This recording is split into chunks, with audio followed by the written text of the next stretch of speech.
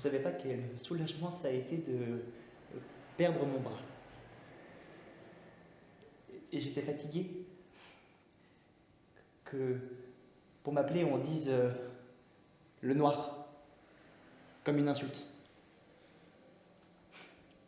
Maintenant, on dit Ousmane, celui qui n'a qu'un bras. On le dit avec pitié. Alors, j'aime pas la compassion, mais c'est toujours mieux que la haine.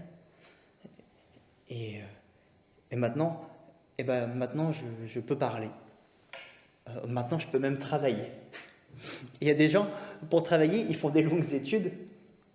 Moi, je l'ai fait en me coupant le bras.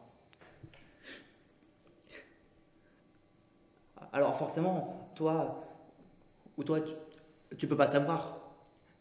T'es pas d'ici, t'es d'une autre ville, un autre pays sûrement. Tu sais pas comment c'était quand moi j'étais petit. Quand j'étais enfant, avec tous ces blancs, et moi, nègre. Alors un jour, j'ai pris une scie, et bon, d'accord, je l'ai volée, mais après, je l'ai nettoyée et je l'ai rendue à son propriétaire. Et il y a un sang noir qui a commencé à couler, peut-être toutes ces années de souffrance. Et après, il est devenu rouge, et beau, hein, il est devenu brillant.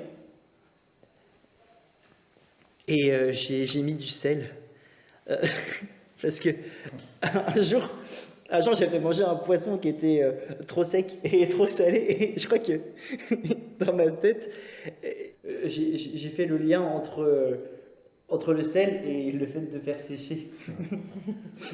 Mais en fait, non. Non. Et du coup, j'ai pris un chiffon et j'ai appuyé très fort et j'ai commencé à vivre libre.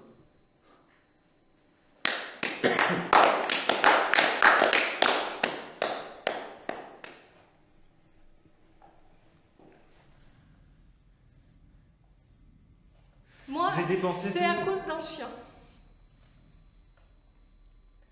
Non, mon chien ne m'a rien arraché, c'est moi qui lui ai donné. Nous avions un chien depuis plusieurs années.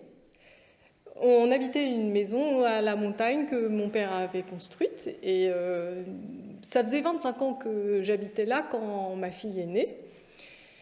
Et nous mangions ce que nous cultivons. C'était un endroit sec avec pas beaucoup de choses, mais nous plantions des légumes, des carottes, des pommes de terre, des blettes, et puis quelques animaux comme des oiseaux, des sucriers à ventre jaune. Nous mangions bien, mais un jour j'ai décidé d'aller dans la montagne pour aller chercher de quoi manger, des animaux. Bon, la première fois j'ai rien trouvé, je suis rentrée épuisée. Mais 3 mois après, je suis ressortie. Et là, dans un buisson, j'ai entendu du bruit. C'était un petit chien.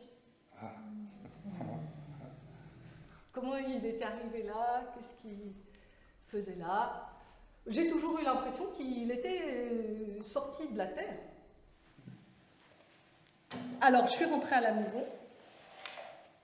Et je me suis dit, on va lui donner des légumes, le faire grossir, et puis on va le manger après. Mais quand ma fille l'a vu, c'était une autre personne. Elle ne pouvait plus se séparer de lui. Alors on l'a gardé. Mais le chien, il ne mangeait pas de légumes. Il était carnivore. Et nous, on avait des légumes, quelques oiseaux. Alors, je lui ai chassé des oiseaux. Je ne sais plus combien d'oiseaux je lui ai donné, 20, 40, 60. Un jour, il n'y avait plus d'oiseaux. Je sais pas, les oiseaux, ils communiquent entre eux, ils se sont dit des choses, que c'était une zone dangereuse, voilà. Mais il n'y avait plus rien. Et moi, j'avais une fille de 3 ans amoureuse d'un chien. Alors, un dimanche, j'étais toute seule. Je me suis coupé un bout de bras. Et je l'ai donné au chien. Il a mangé. Et bien, tous les jours, je lui donnais des petits bouts. Et il mangeait, il mangeait. Et moi, j'avais pas l'impression de nourrir le chien. Ah non. J'avais l'impression de nourrir le bonheur de ma fille. Qu'est-ce que vous auriez fait? Il n'y avait rien, c'était désert. Une mère, ça doit donner du bonheur à sa fille.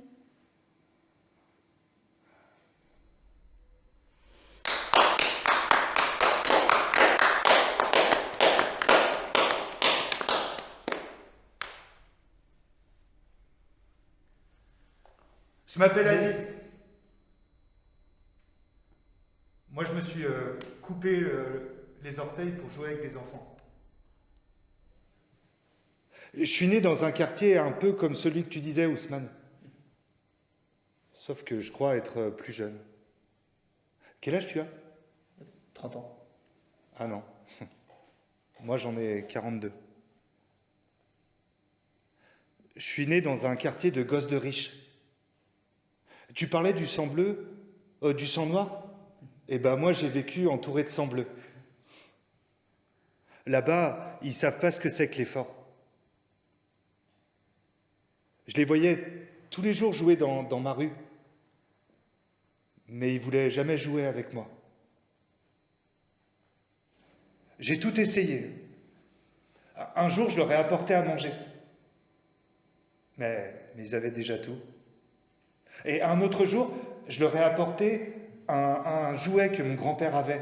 C'était une montre en bois et elle changeait de couleur en fonction de la manière dont on l'exposait au soleil. Ils n'en ont pas voulu non plus. Ils ne l'ont même pas regardé. J'ai tout essayé. Je crois qu'ils aimaient bien le fait de me regarder, les regarder jouer. Et puis, à force de les voir jouer dans la rue et qu'ils ne veulent pas que je joue avec eux, j'ai eu une idée. Excusez-moi, est-ce que vous voudriez jouer avec moi? Je vous ai apporté quelque chose. Je me suis arraché un orteil et je l'ai jeté par terre. Et là, ils ne savaient plus quoi dire. Ils étaient émerveillés. Alors, je me suis arraché les autres orteils et ils les ont pris. Et à partir de ce moment-là, j'étais accepté parmi eux. Un jour, j'ai vu la mère d'un des gars qui avait un orteil à moi, comme un collier. Je ne vous raconte pas le jour où je suis rentré chez moi, quand ma mère m'a vu arriver sans orteil. Le savon qu'elle m'a mis. Pourquoi t'as fait ça? Et quand je lui ai expliqué le pourquoi, elle a commencé à stopper l'hémorragie sur les autres orteils. Même une fois, elle m'a demandé un orteil pour pouvoir acheter du sucre. Je me souviens aussi du coup de pied. Je l'avais coupé en 9 morceaux. 9 morceaux égaux. Et ces 9 morceaux, ça m'a valu 9 parties de football. J'ai dépensé tout mon bras en promesses. J'ai dépensé tout mon bras en promesses.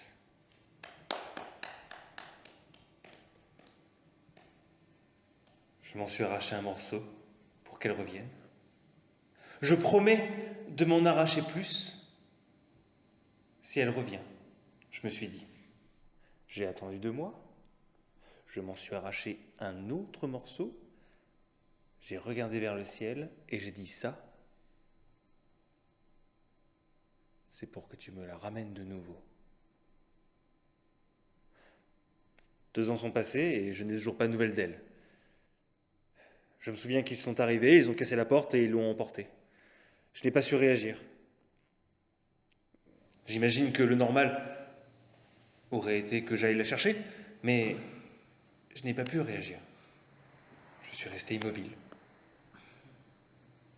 J'ai passé 10 jours sans me doucher et des semaines à manger ce que j'avais à la maison. Quand j'ai réagi, j'ai appelé la police. Et ils m'ont dit que j'avais déjà appelé 2 mois auparavant, mais je ne me rappelais pas. Encore un morceau. Je promets de le mettre en morceaux pour qu'elle revienne. Un soir, le téléphone a sonné. Mon amour, c'est moi. Je voulais juste te dire que je vais bien. Et on a raccroché. 6 mois étaient passés depuis qu'on l'avait enlevé. 6 mois durant lesquels, en plus de sa présence, on m'avait volé mon identité. Je n'existais plus. Alors, j'ai continué à m'arracher le bras. Cette fois-ci à coups de morsure. Encore un morceau pour qu'elle me rappelle de nouveau. J'avais perdu espoir qu'elle reviendrait. Cette chair pour qu'elle se souvienne de moi. Et là, j'ai pu retrouver la paix.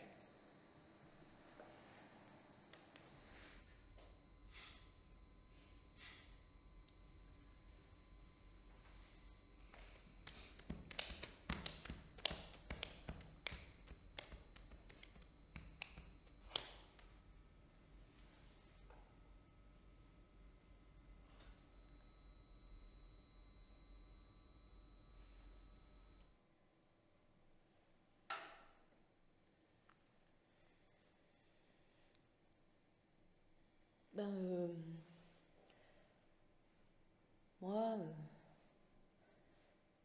j'ai perdu un doigt.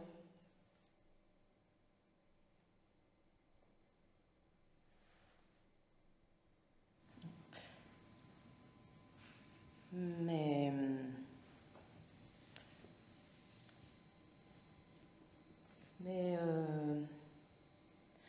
c'était en coupant du fromage.